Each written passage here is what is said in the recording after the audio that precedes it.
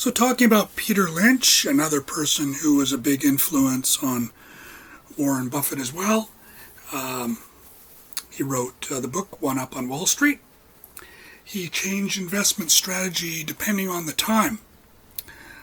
Stock picking, he picked what he knew or could understand, like Buffett. Value investing, also like Buffett. He said to invest in what you know and understand. That's like Buffett as well.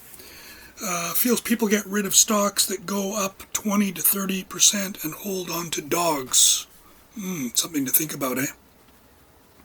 If it's going up, maybe it'll keep on going up. Probably his point. You only need a few good stocks in your lifetime. I mean, how many times do you need a stock to go up tenfold to make a lot of money? Not a lot. Peter Lynch. Add money to stocks that are doing well. Lynch never owned a stock that went up tenfold while managing Magellan. However, he still did well because there are many good stocks available. Feels 80% of people buy what they don't understand. Buy stock in companies that make what you use, so you know them in fact.